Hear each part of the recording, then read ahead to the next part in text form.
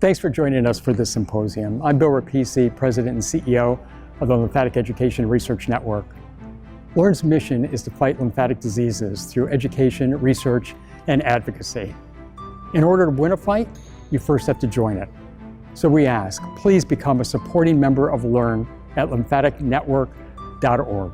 And we hope you enjoy today's symposium. Bueno, muy buenas tardes para todos. Mi nombre es Alejandro Zapata Ospina. Yo soy cirujano plástico formado en la ciudad de Bogotá, en el Hospital Simón Bolívar.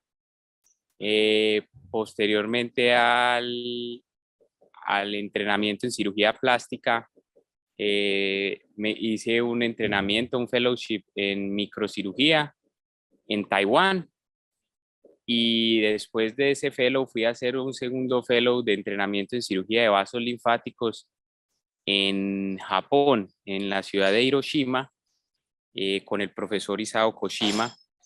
Y actualmente me encuentro desempeñando mi función como microcirujano en el Hospital Pablo Tobón Uribe, en la ciudad de Medellín. Allí pues tengo la fortuna de ser el líder del centro de linfedema. Es uno de los primeros centros de linfedema que se ha conformado en el país. Es un centro de linfedema que cuenta con un internista vascular, una fisiatra, una fisioterapeuta, un médico radiólogo experto en enfermedades osteomusculares y de tejidos blandos, y obviamente pues mi persona, que damos no solamente la posibilidad del tratamiento quirúrgico, sino también para los pacientes que no son quirúrgicos, acompañarlos desde la parte de rehabilitación clínica. Entonces es para mí un honor estar hoy con ustedes y tener la posibilidad de compartir este espacio. Aprovechar para dar las gracias al equipo de Lymphatic Education and Research Network. Han hecho un trabajo impresionante en los Estados Unidos, uno de las redes más grandes y poderosas en esto de tratar el linfedema, y estoy muy agradecido con ellos por esta oportunidad, por hacer por primera vez un simposio y hablar de la experiencia de un centro a través del idioma español. Estas son pues las series del simposio que han sido posibles gracias a los patrocinadores, y es importante mencionar que la información que damos tiene que ver más que todo con recomendaciones que hacemos nosotros en el hospital, pero no es específicamente de cada caso, sino que cada caso requiere que sea evaluado por un cirujano durante una consulta, y esto no reemplaza la consulta. No tengo ningún conflicto de interés, y las preguntas después de la charla, al final tenemos un espacio de preguntas y respuestas para que no duden en ningún momento en hacerlas, porque para nosotros sería un gran honor poderlas responder. Yo empiezo siempre esta charla porque definitivamente la lucha contra el linfedema no solo la dan los pacientes, sino que también los que nos dedicamos a ofrecer este tipo de cirugía, nos vemos en la tarea de no renunciar, de que si bien uno no va a tener todos los casos exitosos, el 100%, pero les puedo garantizar que en las manos de nosotros nunca nos vamos a rendir. Siempre que tengamos alguna posibilidad, lo vamos a hacer, y siempre vamos a intentar nunca rendirnos.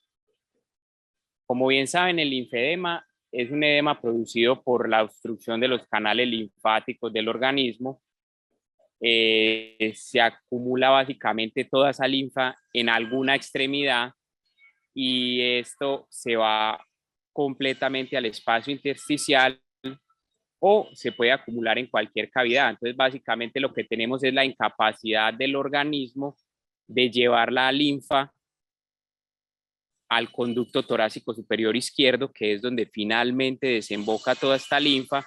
Y como vemos acá, los capilares linfáticos son una ayuda al sistema venoso y arterial, en donde se tratan de eliminar la mayor cantidad de detritos, y al sistema linfático lo componen pues muchos órganos, no es solamente los vasos, sino que hacen también parte de ellos los nodos linfáticos, que son encargados de recolectar y de entrenar y de dar algo de peristaltismo al sistema linfático. Están los linfocitos, que son las células claves dentro de este sistema, ya que tienen estrecha relación con la respuesta inflamatoria y la respuesta de ataque ante agresiones bacterianas. Las amígdalas, el vaso y el timo, que es donde se entrenan estas células que antes había mencionado. La linfa es básicamente agua asociado a unos detritos o desechos celulares que son en su mayoría sólidos, y son sólidos, lípidos y algunos de los elementos como el calcio, fósforo, glucosa y los factores de la coagulación. Estas enzimas todas van acompañando la linfa. Lo que se sabe del funcionamiento del sistema linfático es que básicamente se trata de transportar la linfa a través de los vasos, que tienen una vía de entrada y una de salida, y que finalmente van a llegar al conducto torácico superior izquierdo, y que durante ese paso la linfa debe ir sobre los ganglios linfáticos, que lo que hacen es filtrar, y aparte de eso son más de 700 ganglios que tenemos en el organismo, entonces tienen una función inmunológica que es presentar antígenos, y es por eso que los ganglios ahora también se sabe que tienen una función de marcapaso, es decir, le van dando contracción al vaso linfático para tratar de devolverse, porque los vasos linfáticos no solamente tienen válvulas, sino que también tienen un peristaltismo, como vemos en esta microfotografía, en donde las paredes rojas son las que tratan de mantener el tono del vaso linfático, y lo que ven por fuera de verde es la linfa vista para un espectro de microfotografía. Y esta imagen, que la tomé de la conferencia que da mi profesor Isao Koshima, es de básicamente mostrando que las contracciones del sistema linfático son muy importantes para ayudar a devolver la linfa. Y como vemos acá en esta imagen, se pone un poco más dilatado porque tiene más líquido, y al contraerse trata de vaciar su contenido. Ahora bien, ¿en qué consiste el linfedema? El linfedema es básicamente la acumulación de líquido rico en proteínas. Todo este líquido se va hacia el espacio intersticial, empieza a haber una señalización inflamatoria, hay acumulación de fibroblastos, se empiezan a formar sobre los adipocitos, sobre los macrófagos y todos los tejidos afectados. Esta respuesta inflamatoria local tiene episodios en variable proporción, depende del estadio en que se encuentre la enfermedad, pero tiene episodios infecciosos, y esa mayoría de procesos infecciosos pues lo que hacen es lesionar las paredes de los vasos, aumentar la fuga de la linfa, y por consiguiente hay una mayor sobrecarga de líquido sobre este sistema linfático, que cada vez se hace más incompetente, y finalmente lo que uno observa es que se fibrosan las paredes del vaso, pierde su capacidad de contraerse, pierde la capacidad de transportar la linfa de nuevo hacia el sistema venoso, y hay una completa fibrosis. Básicamente en eso radica el problema del linfedema. Y si uno fuese a hablar de una cura, pues definitivamente tendría que apostarle a que estos vasos que ya están fibrosados, pues se formen unos vasos nuevos que sean capaces de retornar la linfa al sistema venoso. Entonces, es por eso que en esta diapositiva del doctor Hiroswamy, en uno de sus artículos, dice que la linfoangiogénesis, o sea, la formación nueva de vasos linfáticos, debe estar relacionado directamente con la cura. Y básicamente con estos marcadores uno puede entender que en los estudios que se hacen ahorita y que actualmente están apuntándole a que se vuelva a regenerar este sistema linfático a partir de una señalización celular y que empiecen a formarse los nuevos. El linfedema entonces se clasifica históricamente en dos, en linfedema primario y en linfedema secundario. El linfedema primario se sabe es que hay una condición genética, que uno nace genéticamente con una condición que en algún momento de la vida, después del nacimiento o más tarde en la vida, hay un daño de los vasos linfáticos que impiden su funcionamiento natural y empieza a haber acúmulo de la linfa. Se ha asociado el linfedema primario a varios síndromes, ¿cierto? Al Milloris, al MAGE o al linfedema tardo, pero hasta el momento no se conoce claramente la relación genética. Hay varios estudios que han mostrado ciertas predilección de ciertos cromosomas, en especial el cromosoma 5, el 6 y el 11, pero todavía no se tiene una certeza de la relación que existe entre los genes. Y el linfedema secundario, como su nombre lo dice, siempre hay una noxa o siempre hay algún evento que dispara la insuficiencia de los vasos, que casi siempre, en nuestro caso, casi siempre es cirugía o resección, pero también tenemos linfedema por trauma o por infecciones, como en el caso de la filaria, que son parásitos que tienen predilección específica por los vasos linfáticos. Sin duda, el linfedema tiene un impacto grave en la escala de la vida y en el impacto en la calidad de vida. Nosotros los médicos, desafortunadamente, muchas veces en la vida nos hemos visto enfrentados a que pacientes que sobreviven al cáncer, que logran sobreponerse al cáncer, tienen un deterioro físico, pero la parte funcional y psicológica no la alcanzamos a dimensionar porque uno con una extremidad gigante, ¿cierto?, que le impide tener una vida normal, que le impide desplazarse, que le impide caminarse. Nosotros muchas veces los médicos somos un poco indolentes con los pacientes porque si bien uno sobrevive al cáncer, uno debe ser un agradecido porque sobrevive al cáncer, pero en la calidad de vida es donde afecta el linfedema la parte de relaciones con los demás, la parte de retornar a su trabajo, de volver psicológicamente normal a su vida de pareja, a su vida íntima. Son cosas que sin duda afectan la calidad de vida y que, como lo dice este impacto en la escala, que es el impacto, el LIS, que es el que nosotros utilizamos para categorizar a los pacientes con linfedema en nuestro centro de linfedema en el hospital, es básicamente un impacto en los tres aspectos de la vida que sin duda para nuestros pacientes son muy importantes. En Colombia no teníamos un estudio de la prevalencia, por eso nos dimos a la tarea de buscarlo y nuestras cifras de prevalencia entre el 2015 y el 2020, según la edad, da un total de más o menos 16,5 por cada 100.000 habitantes, pero si vemos cuando lo hacemos entre hombre y mujer, son más afectadas las mujeres en un 24,5% por cada 100.000 habitantes, y cuando vemos directamente el impacto que tiene el linfedema postmastectomía durante estas fechas, nos encontramos que es significativo porque es más o menos 6,1 por cada 100.000 habitantes, lo que nos genera un valor muy similar a la prevalencia que se tiene de esta enfermedad a nivel mundial.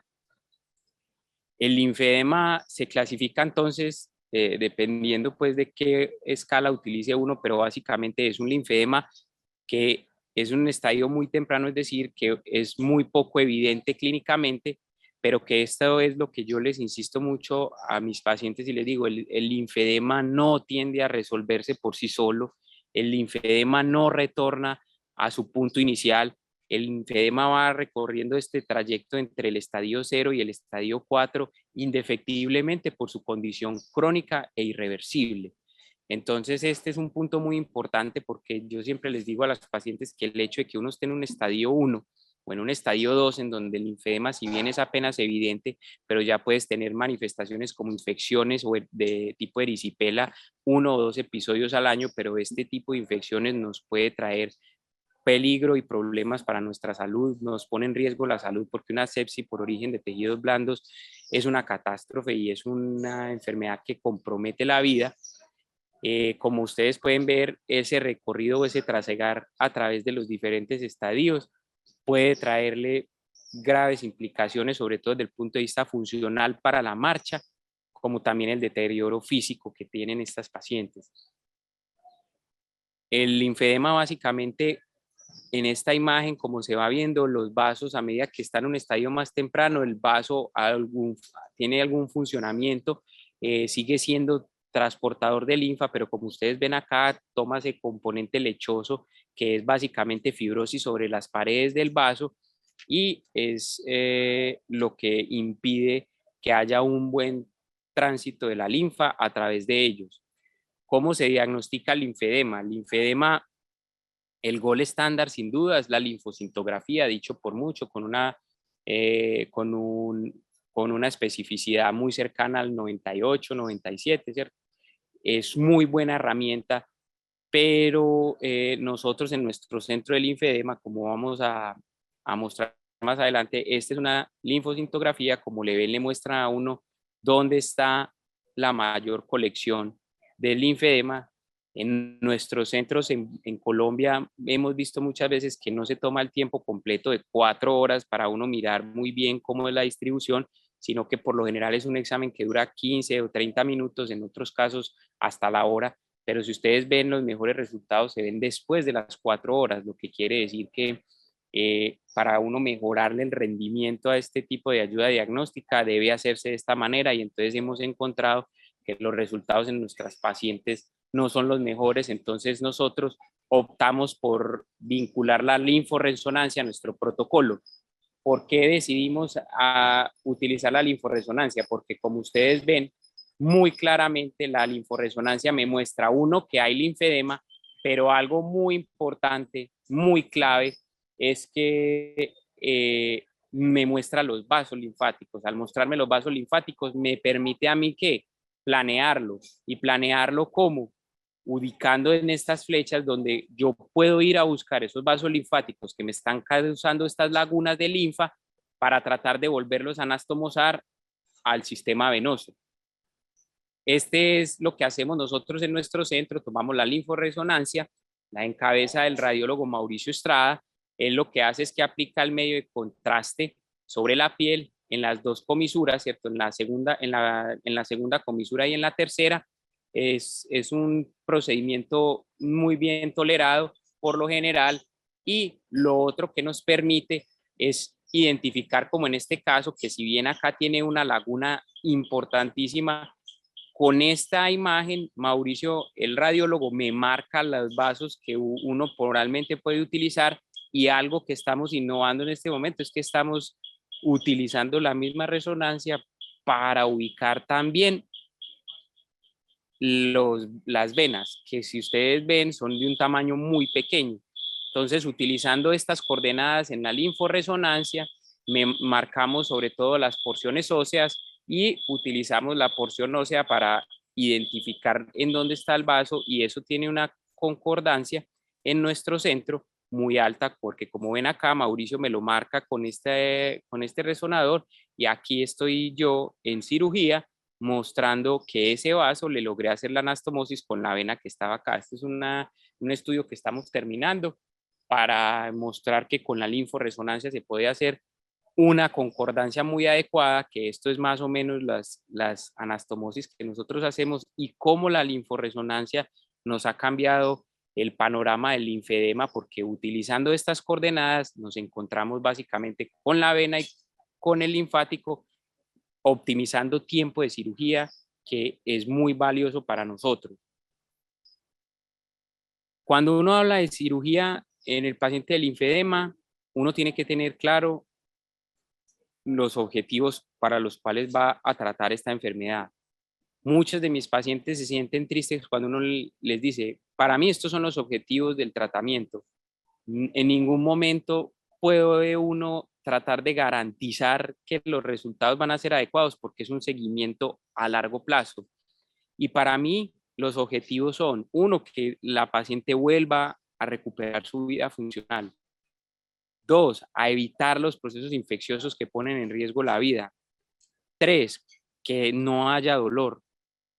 4, que la piel mejore su condición de fibrosis, que haya menos volumen de linfa en la extremidad, es decir, que haya menos linfa en los compartimientos y que la paciente pueda lograrse reintegrar a la vida social y a la vida laboral. Nosotros en el centro nos adherimos al último congreso de Lymphology, en donde hay una fase de descongestión, que la fase de descongestión es que básicamente hay que hacerle masaje y vendajes de compresión, masaje linfático, y una vez el paciente no mejora, si no le va bien, si tiene un fracaso y la pierna se sigue viendo mal, es un candidato para hacerse la cirugía.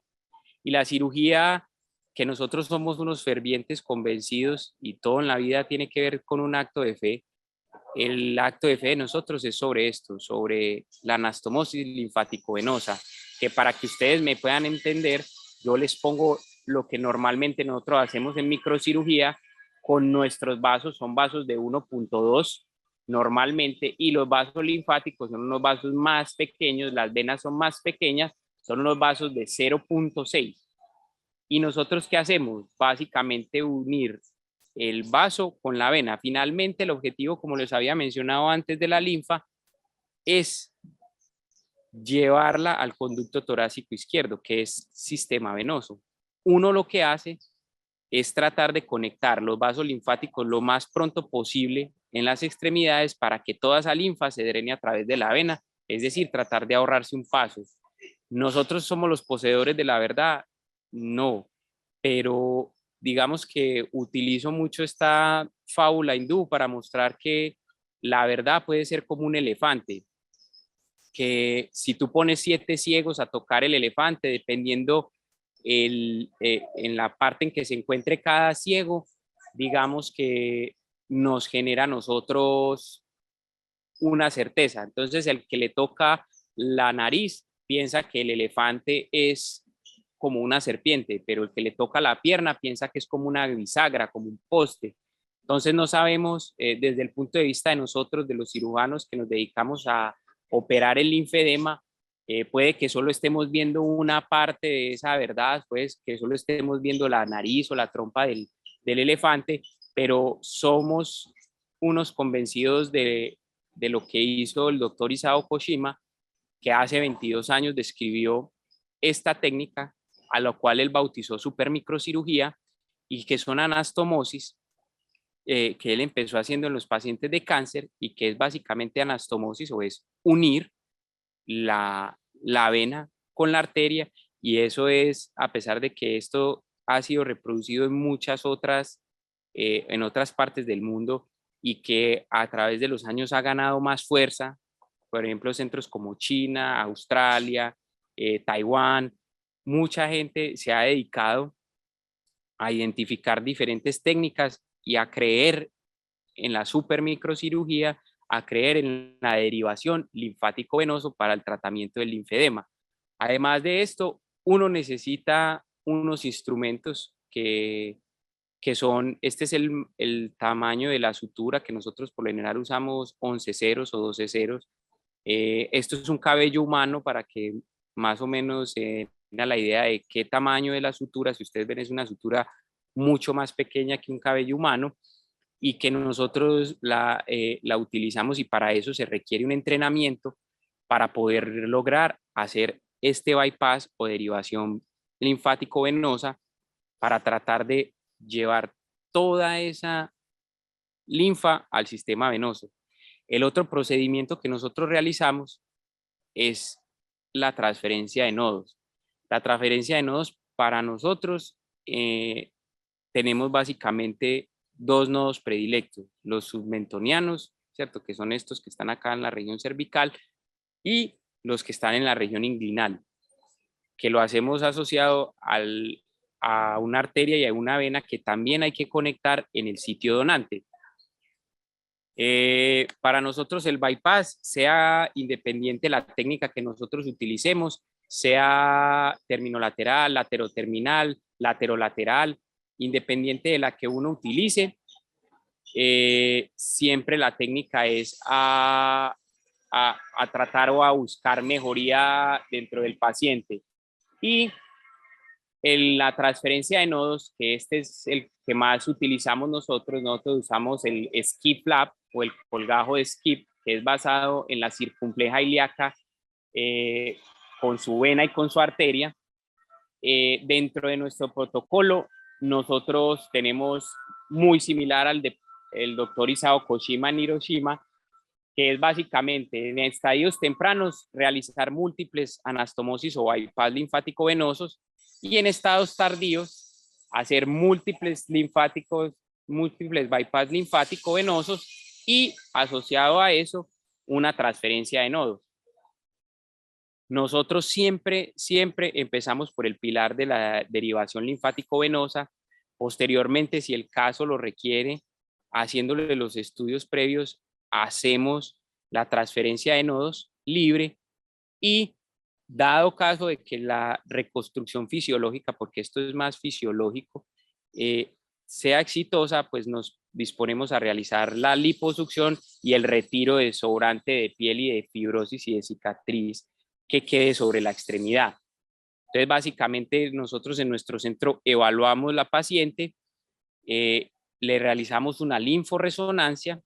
Dentro de la linforresonancia miramos si la paciente es candidata. Si es candidata, se lleva al diseño de la cirugía. Son incisiones de 3 a 5 centímetros más o menos. En algunos casos son un poco más pequeñas, o depende de qué tan fácil sea. Cuando la seguridad social del paciente lo permite, utilizamos el verde indocianina. Hacemos las aplicaciones en la segunda, en la tercera comisura y a veces sobre el pulgar o sobre la muñeca. En los pies hacemos también en la primera comisura y en la cuarta comisura y en el talón.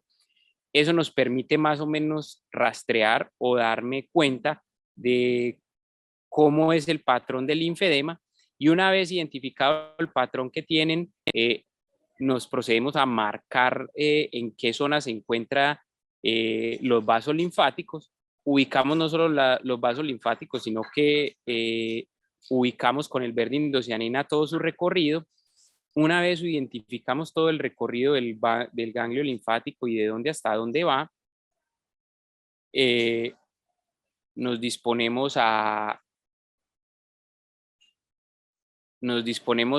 marcarlos. Y una vez marcados, yo utilizo ecografía para identificar las venas, porque son unas venas de muy pequeño tamaño. Entonces yo utilizo ecografía para marcarlas. Una vez hago la incisión de 3 centímetros, me dedico a explorar el vaso. Y una vez explorado el vaso, que esta es una foto sin magnificar, es decir, sin utilizar el microscopio, y miren el vaso linfático suprafacial donde es encontrado. Posteriormente hacemos la anastomosis. La anastomosis se une con la vena más cercana. Como pueden ver acá, hay una vena y un linfático de un tamaño muy concordante, o sea, se pueden utilizar. Y utilizo el verde indocianina para mirar si la linfa está pasando de un lado a otro. Como pueden ver en estos casos de varias anastomosis que hacemos, nosotros, como la escuela de mi profesor, es que al menos 4 derivaciones linfáticas nos ayudan. Hay otras escuelas que hacen de otros, pero yo la mayoría de casos que llevo los hago al mínimo 4 derivaciones linfático-venosas. A veces toca encontrarse muchos vasos linfáticos, pero de un tamaño muy pequeño, y encontramos una vena. Como son tan pequeños, entonces uno puede utilizar una vena un poquito más grande para conglomerarlos todos y hacer que el vaciamiento de la linfa sea directamente sobre esa vena. El paciente posteriormente va a salas de hospitalización. Este es el tamaño de las heridas. Queda hospitalizado con la extremidad elevada. No se le realiza compresión, ni masaje, ni vendaje por nuestro protocolo, y al día siguiente el paciente se va para la casa. Y como vemos, pues obviamente son casos en donde la mejoría sobre la mano es muy importante. La mejoría sobre las extremidades, hemos tenido casos de muy buena respuesta. Y finalmente, la otra opción que tenemos es la transferencia de nodos, que en mi caso yo utilizo los submentonianos o los inguinales, basado en el colgajo skip. Yo lo utilizo la ecografía para buscarlos, los trazo con la ecografía y esta es la exploración del vaso. Ustedes ven, este es el colgajo, esta es la circunfleja inguinal, que más o menos me aporta entre 5 o 6 ganglios en la experiencia que hemos tenido en el centro. Esta es la pieza, esta es la incisión quirúrgica en la ingle. Yo cuando les dejo piel les hago termografía a la piel para darme cuenta si el colgajo y los nodos están sobreviviendo, y estos son los casos, sobre todo miembro superior y miembro inferior, que hemos llevado en el Hospital Pablo Tobón. Les agradezco mucho este espacio, este tiempo. Estoy atento a las preguntas, dudas que puedan surgir después de esto. Y estas son las redes sociales en donde se pueden poner en contacto con nuestro equipo para cualquier duda o cualquier caso que consideren que puede nuestro equipo serle útil. Estamos para servirles. Muchas gracias. Bueno, aquí hay una pregunta muy interesante. Muchas gracias, Gonzalo. Cuando no autorizan el verde indocianina, porque eso depende de la seguridad social del paciente, yo les hago una linforresonancia al año. Con la linforresonancia al año, uno verifica si las anastomosis quedaron funcionando. Y dos, pues digamos que cuando no tengo el verde indocianina, yo lo que hago es que con el azul de metileno en cirugía marco la parte linfática para mirar si hay paso de la linfa a través de la vena. Y lo otro es que la vena uno la puede chequear intraoperatorio haciéndole como una prueba que llaman el washout, que es cuando la linfa le está llegando a la vena inmediatamente se aclara o se lava con linfa y le cambia el color dentro de la vena como un color más blanco, y eso le hace a uno pensar que el bypass está funcionando, pero sin duda para uno tener mayor certeza hay que hacerles la linforresonancia de control para ver si quedaron funcionando el bypass. Thanks a lot for the invitation. Thank you very much. And see you soon. Bye bye.